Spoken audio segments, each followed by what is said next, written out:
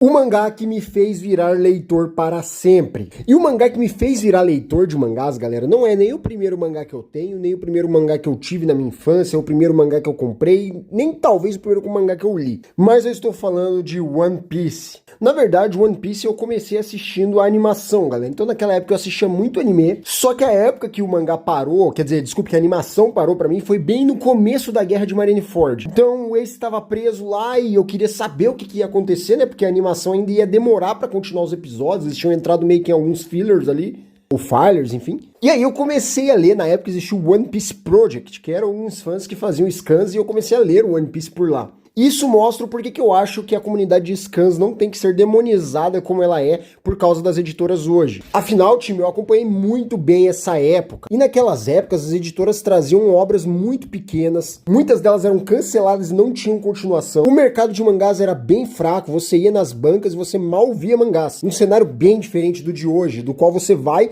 e muitas livrarias elas têm uma seção de mangás maior do que a seção de gibis ou até que alguns livros. Naquela época, a cultura japonesa não estava tanto em ascensão. Então era natural você não encontrar tantos mangás assim, ou tantos fãs. Então naquela época, com muitos mangás cancelados, era comum que muitas dessas obras nem teriam feito sucesso ou ficado famosas no Brasil. Enquanto isso, os próprios fãs iam lá, traziam esses tipos de scans de fora e eles traduziam gratuitamente, distribuíam isso gratuitamente. E foi a partir desse ponto que muitos dos leitores de scans naquela época se tornaram mais tarde compradores de mangás. Eu fui um desses casos. Eu fui o caso de uma pessoa que começou lendo scan numa época onde era bem nebuloso o que era pirataria ou não. E olha só o que está a minha coleção hoje. Na verdade, muitos dos meus amigos que eram leitores de scans hoje são colecionadores. Então, a cultura de fã para fã foi uma cultura, sim, muito relevante e muito importante para o crescimento das editoras no Brasil. Eu entendo que hoje estamos em momentos diferentes e não podemos, ficar apoiando necessariamente, mas eu me recuso a condenar qualquer tipo de cultura, assim,